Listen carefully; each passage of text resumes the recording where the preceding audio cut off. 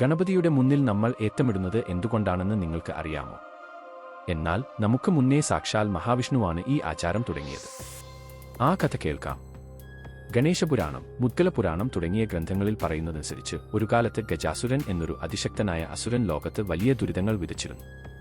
അവന്റെ അക്രമങ്ങൾ സഹിക്കവയ്യാതെ ദേവന്മാരും മഹർഷിമാരും സഹായത്തിനായി മഹാദേവനായ ശിവന്റെ അടുത്തെത്തി.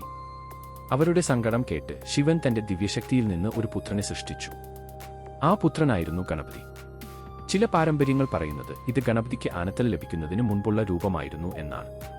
ഗണപതി തന്റെ അതുല്യമായ ശക്തിയാൽ ഗജാസുരനുമായി യുദ്ധം ചെയ്യുകയും അവനെ അതിവേഗം പരാജയപ്പെടുത്തി പ്രപഞ്ചത്തിൽ ശാന്തിയും സമാധാനവും പുനഃസ്ഥാപിക്കുകയും ചെയ്തു.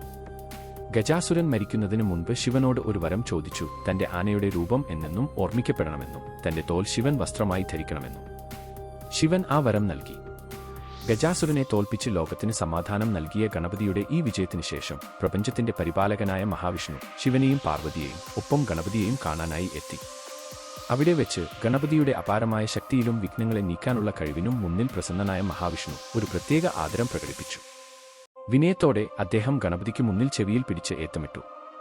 മഹാവിഷ്ണുവിന്റെ ഈ പ്രവൃത്തിയിൽ ഗണപതിക്ക് അതിയായ സന്തോഷമുണ്ടായി. അന്നു മുതൽ ഏതൊരു കാര്യവും തുടങ്ങുന്നതിന് മുൻപ് ഗണപതിയെ വന്ദിക്കണമെന്നും വിഘ്നങ്ങൾ മാറാൻ ഏത്തമിടുന്നത് ഉത്തമമാണെന്നും വിശ്വസിക്കപ്പെടുന്നു.